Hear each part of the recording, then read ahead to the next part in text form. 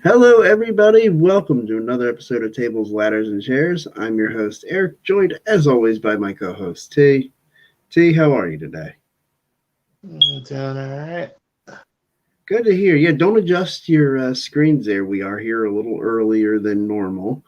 Um, yeah, T here had the day off. I'm home from work and figured why not get this done because, Christmas season's coming. I got crap to do, unfortunately.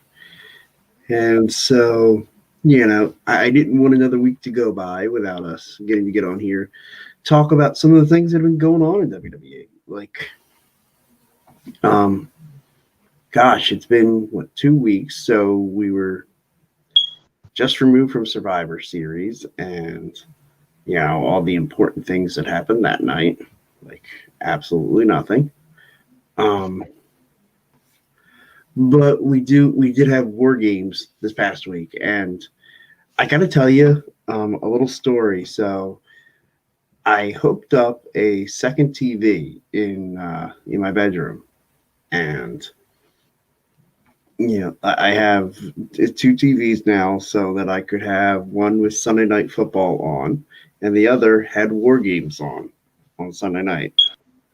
So I was able to watch both football and WWE on Sunday, and this was very exciting to me. And so getting to do that, yeah, NXT War Games was on the big screen, and I had the volume up on that, but I had the football game underneath, so I could still watch and follow along with my bet, which I covered, by the way, for all you curious. I had the Kansas City Chiefs beat Denver Broncos, and they did. So kudos to me. um, Curious your thoughts on War Games. It was good. I mean, as expected. Yeah, NXT always seems to deliver. It's as much as we always expect the WWE main roster to underdeliver. I always expect NXT to deliver, and it always does. Favorite match,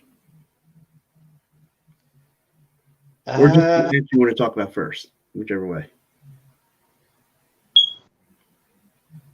uh, I don't actually remember that much, to be honest. I But know it feels like it was like a month ago. It was only what 5 days.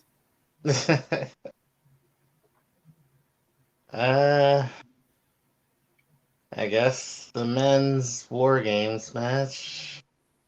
Yeah, really good match. I'm glad you said that one first, because I was gonna, if you delayed much longer, I was gonna say let's just go in reverse order and go main event first and talk about the men's War Games match, which was absolutely awesome.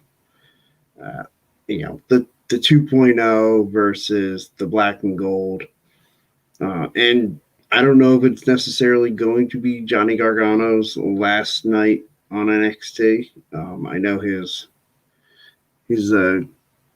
contract is up. And I mean, he signed an extension just long enough to get through, War Games, and then came out and addressed the NXT universe on Tuesday night. Uh, Certainly hope this is not the end of Johnny Gargano in NXT, but man, it sure sounded like it. I mean, not to sound like a fanboy or anything, but I think he should stay. I mean, Mm-hmm. NXT got him and his family covered. They got pretty big contracts, I think. Yeah, and I mean, look, Johnny Gargano was in NXT for what 5 years or 6 years,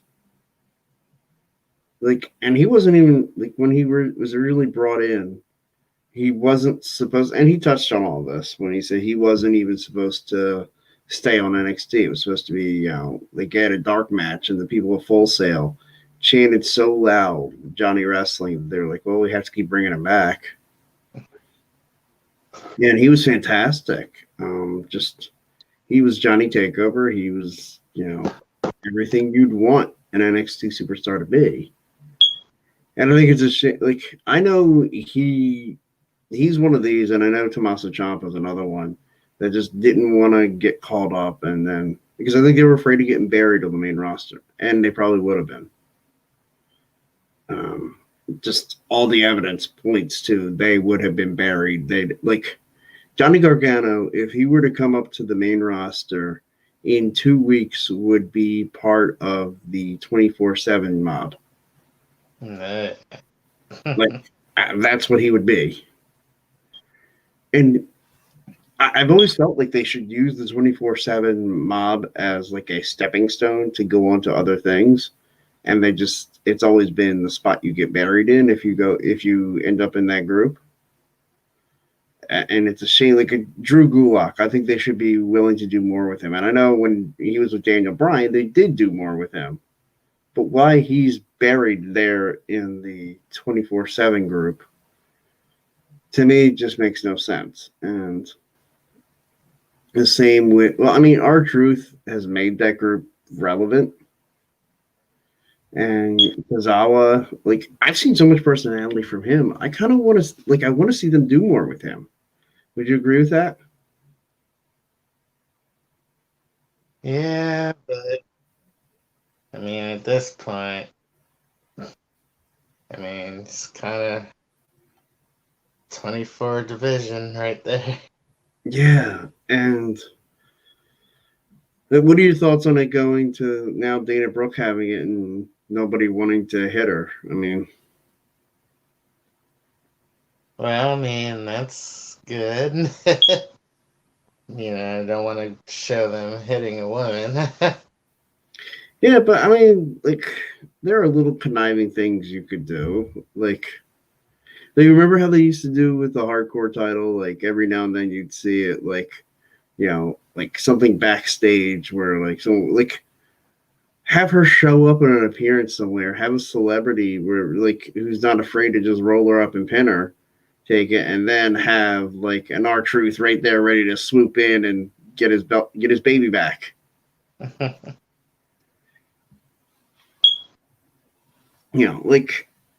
glad they're doing something different with it, but now it just kind of feels like they're just not going to do anything with it, that they're going to let it kind of die off.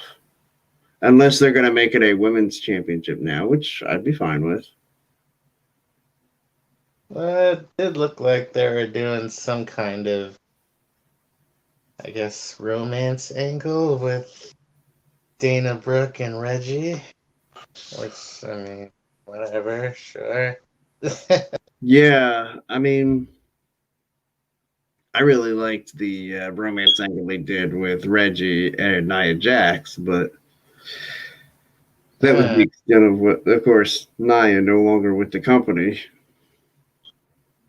Forgot that was a thing. I know. We've been trying to block out a lot of 2021.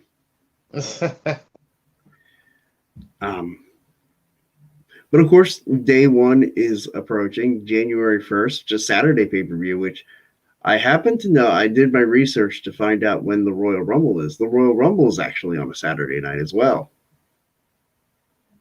Interesting. Well, I think the reason for that is because of the way nobody wants to go against the NFL. And nobody wants to go, sports or sports entertainment. They don't want to compete with the NFL. And the NFL playoffs, they expanded the regular season by a week. So normally it was real easy. Royal Rumble went in that week between the conference championship games and the Super Bowl. And so it was very easy to slip that in there. Well, with now everything moving back a week, I think that would make the Royal Rumble having to be, what would that be? February. No, it would be February 6th. It would be the Royal Rumble. Well, I think WWE didn't want to push it out that far. And so they decided to go the Saturday of what will be the NFC and AFC championship game weekends. So that Saturday night we'll have the Royal Rumble. Sunday will be the football conference championship games. And that'll be fun. That'll be a fun weekend for those football fans and wrestling fans like myself. Okay. But yeah, so it'll be on a Saturday night. I believe it's February 23rd, if I'm not mistaken, whatever that Saturday is. Oh, but yeah, that will be the Royal Rumble. So excited for that. That's weird. Yeah. But I guess they're not doing Elimination Chamber then?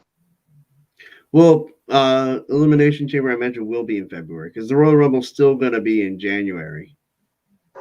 I thought you just said it was going to be in February. No. I said if they went with the old way that they did things, like putting Royal Rumble in the weekend between the conference championship games and the Super Bowl, it would be in February. But instead, it'll still be the last weekend in January. It'll just be the Saturday instead of Sunday. All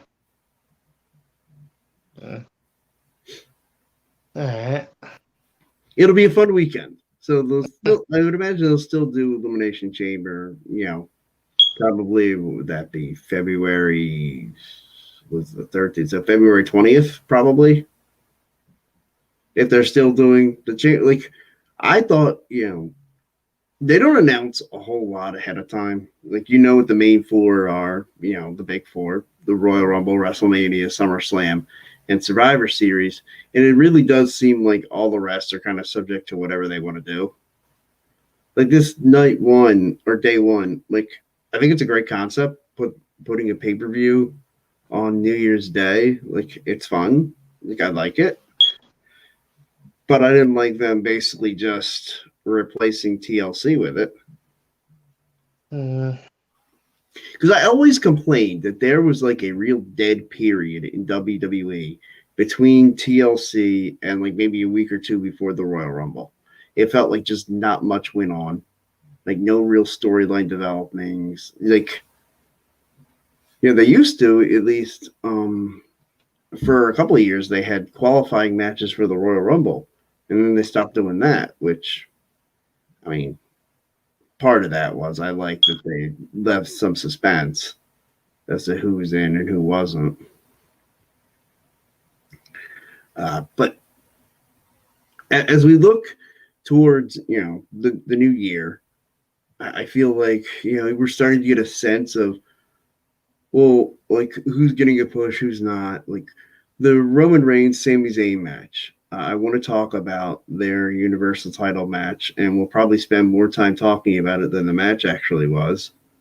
I felt like it was an entertaining little storyline, at least for the night, with Brock Lesnar showing up and then Sami Zayn coming out there, and then Brock intimidating him to get the championship match instead of doing it at day one, having it there that night on SmackDown, so that Brock Lesnar would challenge for the Universal title at day one. And to me, I thought it would have been a better idea to have Brock Lesnar and Roman Reigns at the Royal Rumble. But yeah, I guess that this is fine. Maybe a thought being that Brock Lesnar will be in the Royal Rumble match. Maybe have Sami Zayn come out and, right after Brock Lesnar, and after Brock eliminates him, because, he would go, Sami Zayn feeling like he had this beef with Brock Lesnar going after him. Then Brock Lesnar eliminates Sami Zayn relatively easily. And maybe Brock gets knocked towards the ropes. Sami Zayn pulls the ropes down and causes Brock Lesnar's elimination, which would cause Brock to go ultimate freaking beast mode and just absolutely destroy Sami Zayn. Although what I'd really love to see is then that sets up the match at WrestleMania between Brock Lesnar and Sami Zayn. And maybe even set up Sami Zayn as this sympathetic underdog, like just ready to go in there and challenge the Beast. And how nobody's given him a shot. There's been a conspiracy against him for years, but come WrestleMania, he's gonna slay the Beast. It would be like that match against Dean Ambrose, except hopefully good. Yeah. Well, I mean, I would love it. I would love to see Sami Zayn kind of, because I feel like that's his role when his character is done right. Isn't that like ultimate underdog? This fighter, this never say die attitude. And I feel like that's when Sami Zayn's at his best. And a match with Brock Lesnar could set him up, and it'd be a fun thing to do. It'd be different than just Brock challenges for the title, or Brock Lesnar Roman Reigns, or even like we get the Brock Lesnar Bobby Lashley match, which I would love. And like if we get that, I'll take that over him and Sami Zayn. But if we're not getting that match, allow me to put my vote out there. I would like to see Brock Lesnar, Sami Zayn at WrestleMania. I think it would be a lot of fun.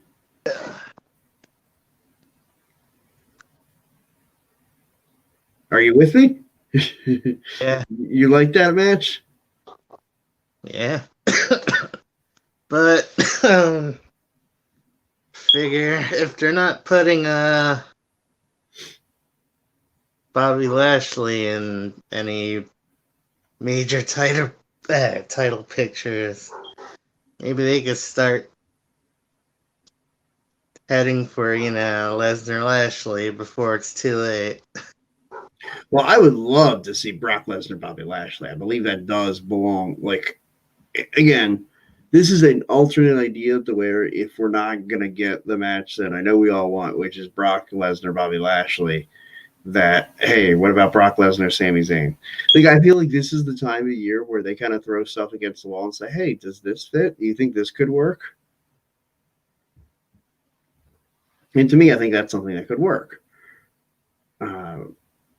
Now, also, I know I talked about this. I think Drew McIntyre winning the Royal Rumble, I think would be right to have Drew and Roman Reigns. Like, to me, everything screams right now you're trying to keep Drew McIntyre away from the title, at least for now, just so you could have it at WrestleMania.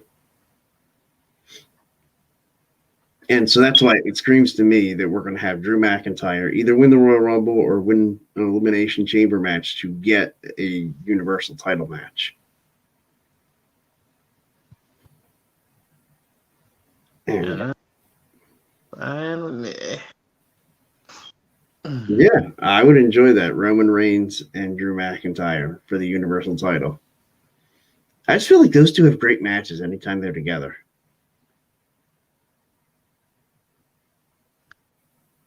Like, I was at their WrestleMania 35 match, which is a very nice match. I mean, they didn't do a whole heck of a lot, but man, they made what they did count. Like, everything was entertaining. And I really think they could do that again. And will we finally get a new Universal Champion? Or are we just letting Roman Reigns keep it all the way until he faces The Rock at WrestleMania 39? You know? Because that's only what it screams now. Like, if you don't have Roman lose it at this year's WrestleMania, then you might as well just let him keep it and face The Rock at next year's WrestleMania. And probably keep it then, too. Just keep the title forever.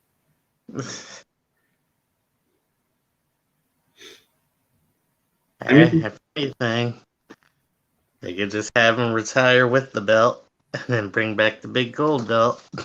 There you go. It just becomes the Roman Reigns, commemorative title.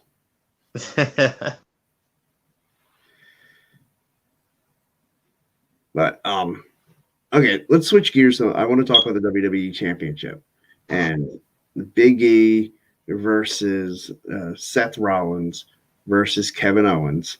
Now, it was originally supposed to be, because Seth Rollins won the number one contender ladder match, that he was going to face Big E for the WWE Championship at day one. And then Kevin Owens, being slimy Kevin Owens, and I love slimy Kevin Owens. I think it's freaking great. I'm so glad he's a heel again. Kevin Owens beat Big E because of Seth Rollins and because KO pissed off Seth Rollins, and Seth Rollins attacked him. So now Kevin Owens is in the match to triple threat. I'll tell you, is this? I don't know if this is an unpopular sentiment, but I feel like this is setting up perfectly for Seth Rollins to win at day one.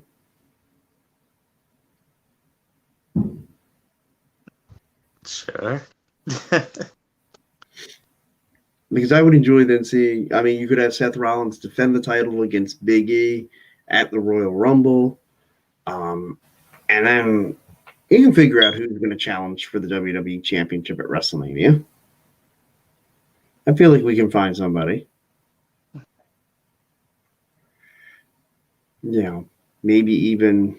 Well, no, I don't. I certainly don't want Seth Rollins Goldberg. I don't want that. Yeah, I'm not sure yet who you have challenge Seth for the title at WrestleMania. We can get there, but like, do you think that? What do you think is more believable? Seth Rollins winning the title at day one, or just Big E carrying the momentum all the way to WrestleMania with the title?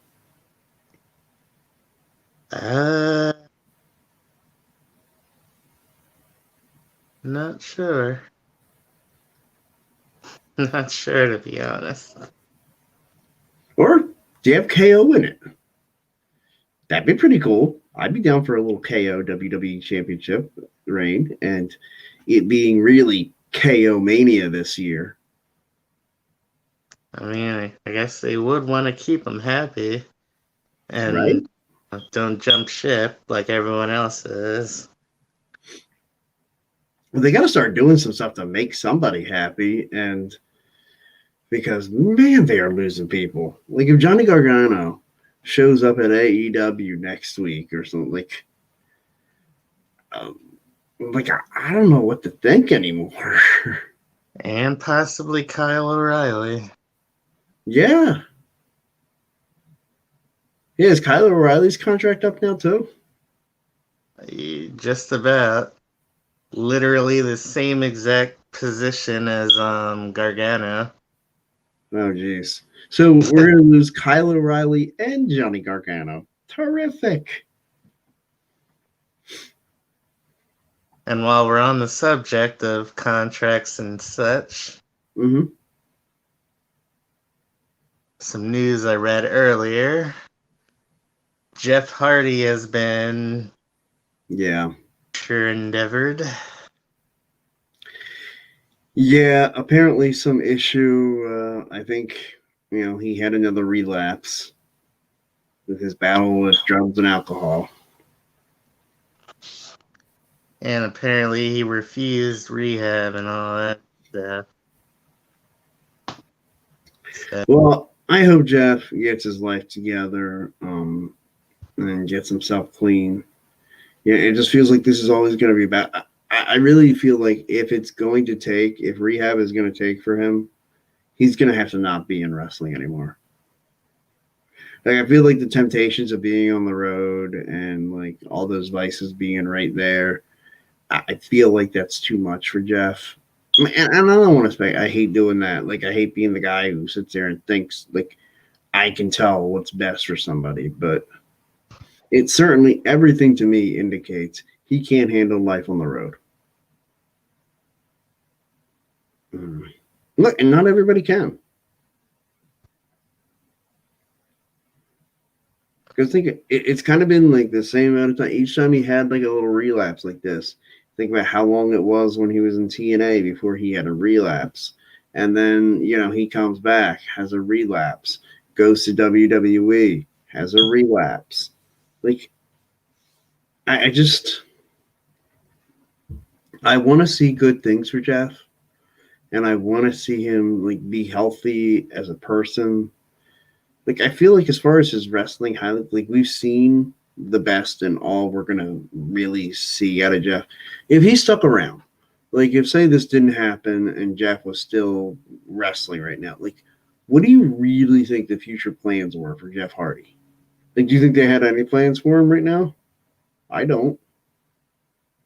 well, I don't think he'd be the next Universal Champ or anything, but they did have some high hopes for him. I mean, he was the last man standing for SmackDown's Survivor Series team. Okay. He was the last man eliminated in that Yeah, that the battle Black royal. Friday Battle Royal, yeah. So I mean, it's not like they gave up on him. No, but it certainly didn't seem like they had any real plans for him. Like it was just okay, have him be runner up a couple times with a couple things, and but it was really like that was about making Sami Zayn the number one contender and challenging for the Universal title. Survivor Series was about Raw winning. Although they didn't really talk about the fact that the only match SmackDown won was the Universal Champion versus WWE Champion, Roman Reigns beating Big E. That was the only SmackDown victory. At least on the main show. Like, I think the Usos defeated RK Bro. Did they? Or did they have. No. I think RK No, Bro won. RK Bro won. Oh, no, it was the U.S. versus Intercontinental Champion. I think Nakamura won by DQ over Damian Priest. Which they had to do on the pre-show. Which was dumb. Like, to me, there weren't that many matches that you had to put that on the pre-show. You could have put something else on the pre-show. But, like, maybe just have, like, two young, up-and-coming, like a easy for me to say. Young, up-and-coming star from Raw versus a young, up-and-coming star from SmackDown. One-on-one. And just, like...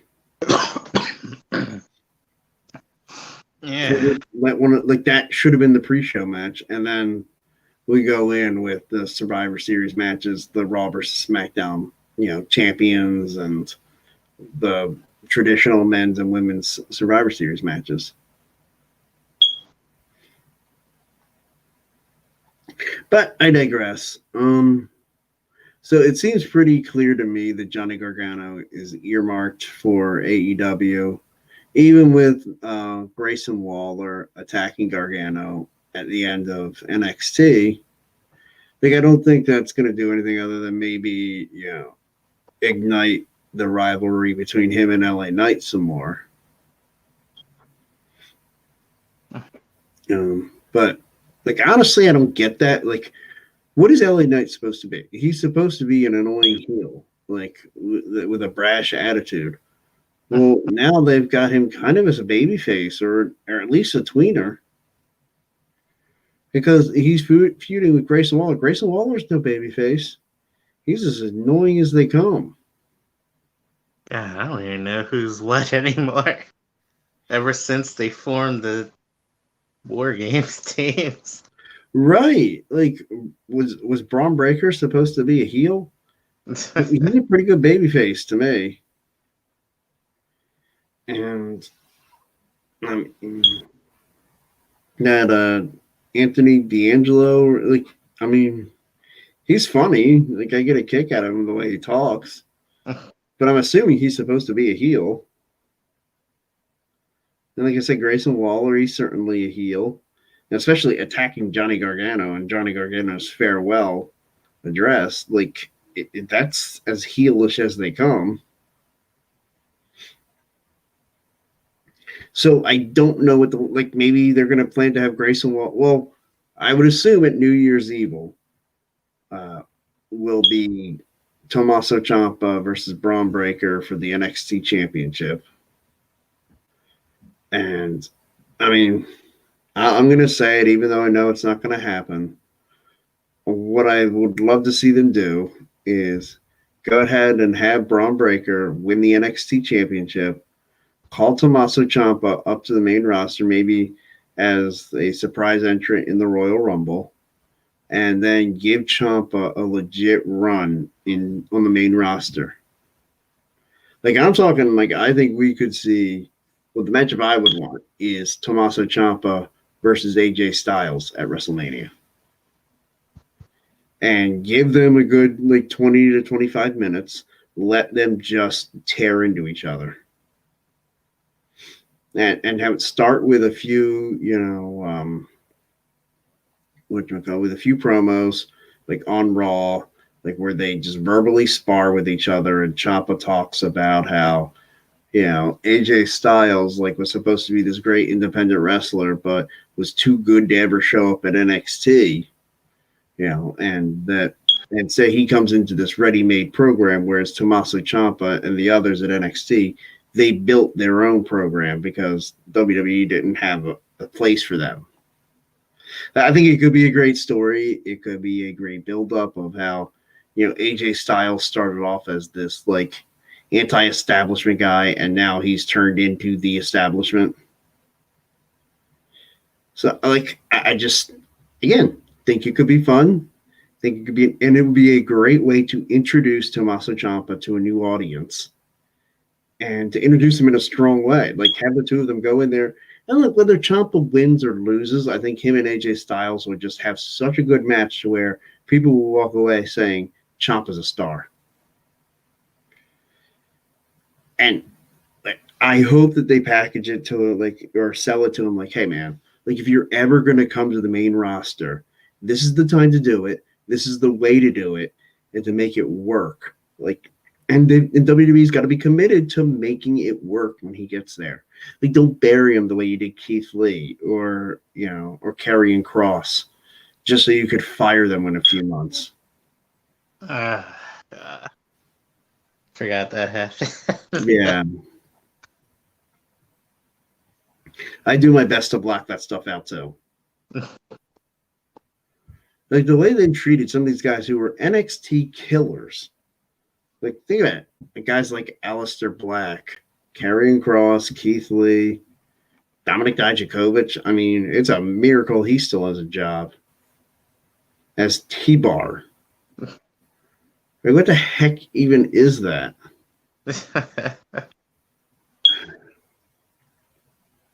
And they fired the entirety of Hit Row. Yeah, that was ridiculous. You did. Vince McMahon in WWE always talks about they don't give jobs, they give opportunities. Where's Hit Row's opportunity on the main roster? Did they even have a match on SmackDown? I know they cut a few promos. I don't recall. If they did have a match, it wasn't a very memorable match.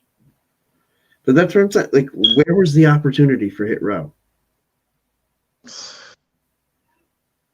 Don't sit there and preach to me. You give opportunities, and then you give that crap.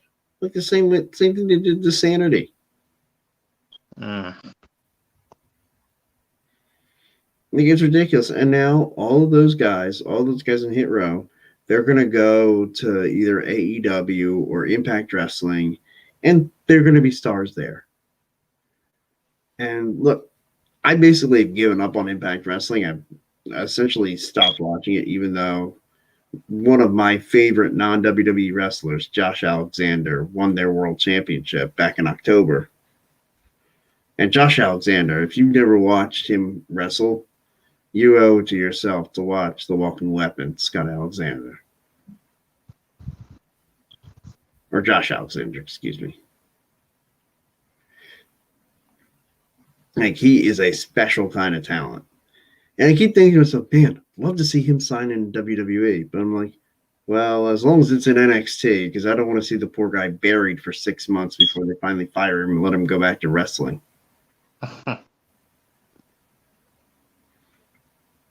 Yes, that's a company. Like, after we get done, I'll probably sit here for a few minutes and watch some of last night's Dynamite because I haven't watched it yet.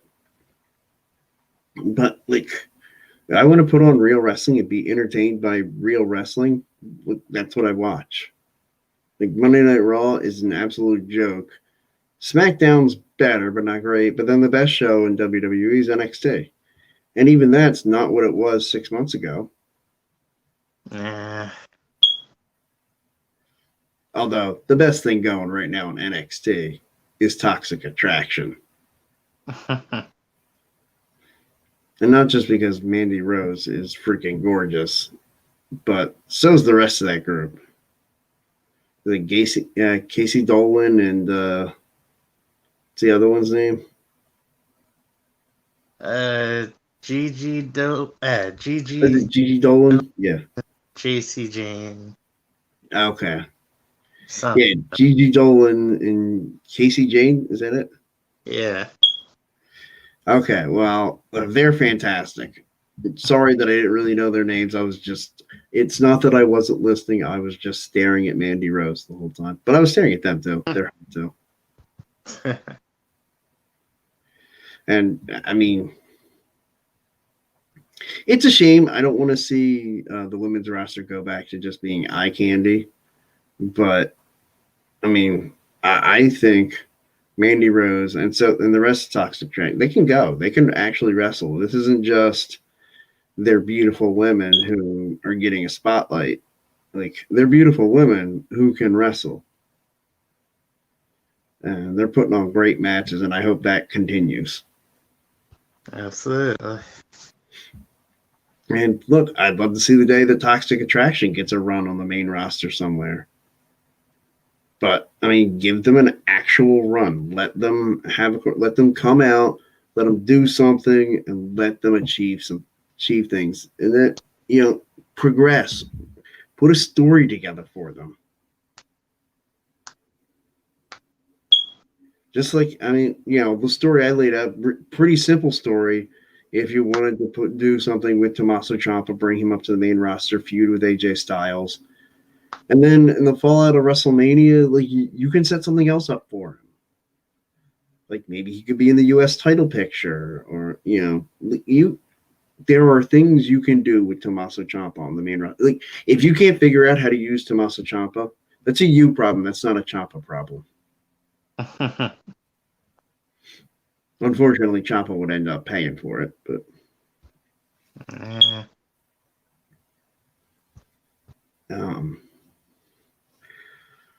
Let's see. What's right? Okay. Charlotte Flair and Toni Storm. I'm excited by that rivalry. I think it could be. I think it could be good. I think they will have a very good match at day one for the SmackDown Women's title. I would expect Charlotte Flair will walk out still SmackDown Women's Champion. They just gotta, get rid of all the pies. Yeah, no pies. Like, let them just face each other in a match. Like, okay, Charlotte pied Toni Storm, and then Toni Storm got retaliation. Terrific. All right, let's move on past that, and let's get to the two women putting in matches, putting down 5-star classics. Because I really feel like you put them in the ring together, that's what they're going to do. These are like 2 of the top 5 women in like all of WWE right here. Like, yeah. Do we need pie to sell this? I agree with you. They didn't need to bring the pie into the equation, but now that it's been brought in, it's been used, it's done. We can move on. It's been 2 weeks. Like, yeah, let's step away from the pies. Let's wrestle now. Yeah, or are we gonna have them wrestle in like a giant like pie crust? There's a step backwards. Yeah. Or forwards if they do it right. They wouldn't do it right. It would be awful. Now, one women's story I think they're getting exactly right is Becky Lynch and Liv Morgan. They are killing that story. It is awesome. And Becky Lynch cheating to win. Tell me, does this not scream that, Liv Morgan's going to ask for another match. Becky's going to turn her down. Liv Morgan goes to the Women's Royal Rumble. Liv wins the Women's Royal Rumble. Liv Morgan, Becky Lynch, headline night 1 of WrestleMania. It's definitely believable. I would absolutely eat that up. Please, please give me Liv Morgan, WrestleMania versus Becky Lynch for the Raw Women's Championship, and for the love of God, let Liv Morgan go over at WrestleMania.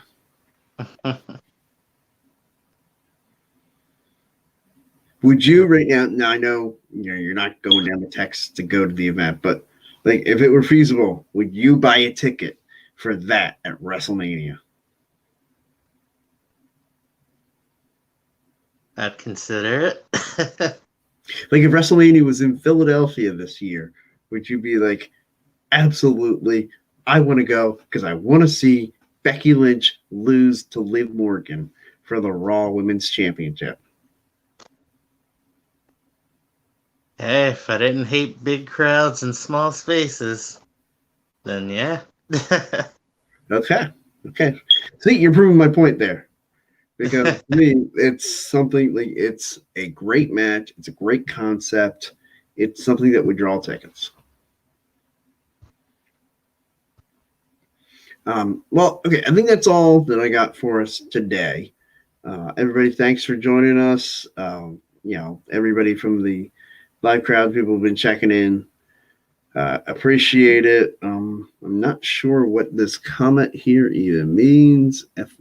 Vogue FYI. I don't know what any of that means. So that's why I didn't put it up there, because I don't want to advertise a comment that I have no idea like what that's about. So thank you, Naomi. Hope you enjoyed the show. Everybody else, hope you did as well. T, anything to add before we get out of here?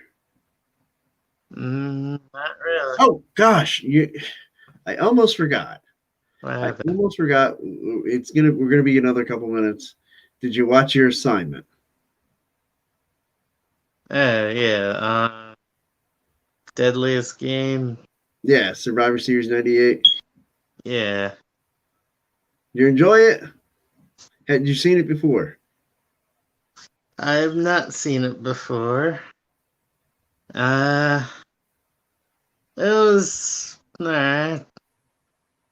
I mean, I thought this was gonna be an easy Austin walkthrough, but it wasn't.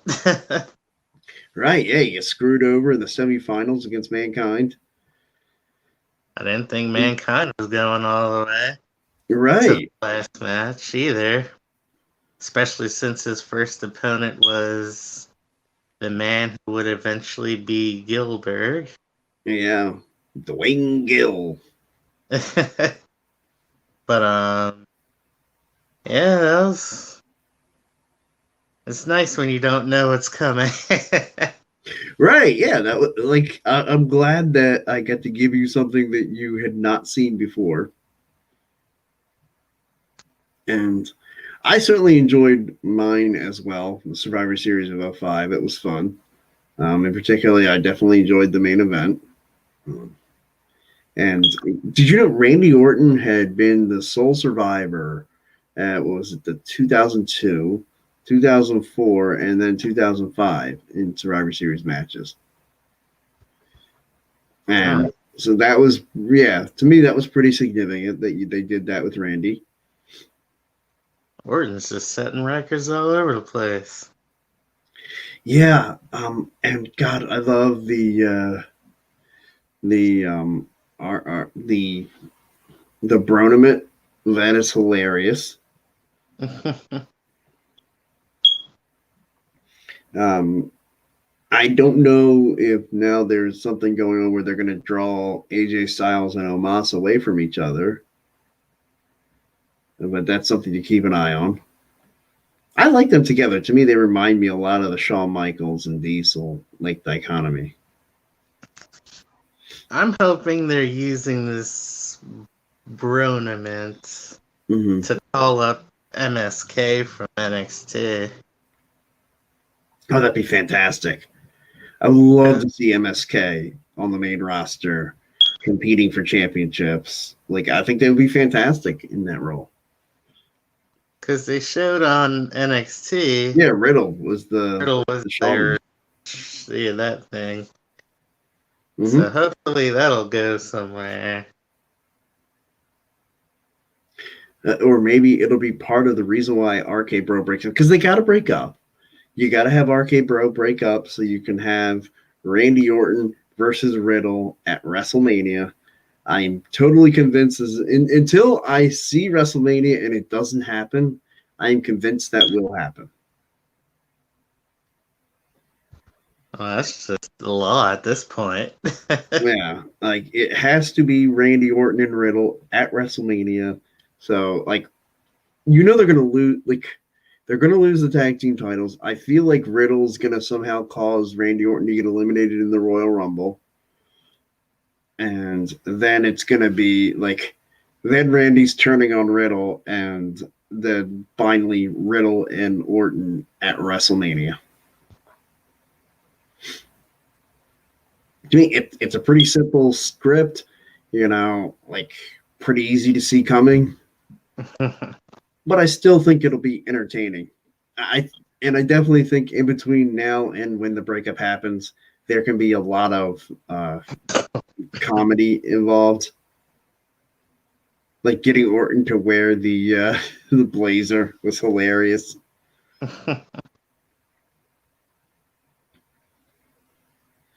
Like it was fantastic. I really enjoyed the tournament. Okay, now that we gotten our homework assignments out of the way, we want to assign a superstar for this week for Superstar of the Week. I'm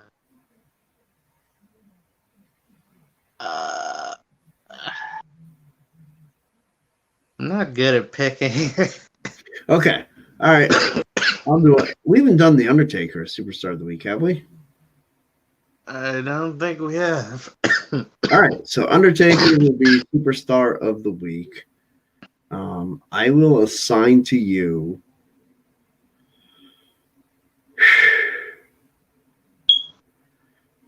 You know what? Undertaker Shawn Michaels was very popular. Like a lot of people think that the Undertaker Shawn Michaels WrestleMania 25 match was the greatest match, like maybe in history. I will assign you a different Undertaker Shawn Michaels match. And I know what you're thinking. Gosh, there's only like what, 2 choices? It's gotta be either their 26 match or it's gotta be the Hell in a Cell match. No, it does not have to be one of those 2. I will assign you their very first pay-per-view match against each other. An event called Ground Zero. Undertaker and Shawn Michaels in September of 1997 had their very first pay-per-view match. That is your assignment, sir. I'll have to try and remember that. Ground Zero's called? The Ground Zero. It was an In Your House. I believe you'll have to search under the In Your House pay-per-views. The Ground Zero was the name of it. It was like when you look at the In Your Houses, it'll be the one right before the Bad Blood, where the Hell in a Cell match took place. All right. Fast forwarding to the early mid-2000s. Forget where this took place, but I think it was the first Hell in a Cell with Undertaker and Brock Lesnar. Ooh. Okay. Which got very bloody. Yeah, that was what? No Mercy, I believe, in 2002? Well, you know the one I'm talking about. Yeah, I believe that's when it was. Okay, yeah. Yeah, it's funny. I actually, because during that time, couldn't, like, every pay-per-view wasn't on a network. You had to order it off pay-per-view, and I wasn't spending, $40 every month for every pay-per-view. So I actually didn't watch that event until, like, maybe 2 years ago, I think, the first time I watched it. So yeah, and I think I've only watched it once. So it'll be good. It'll be a nice little like refresher for me on that match. Awesome. Well, again, thank you everybody. Thanks for tuning in. I hope you enjoyed it, and we'll be back here next week and talk more about the road to day one. See, have a great one, man. Nah, you too.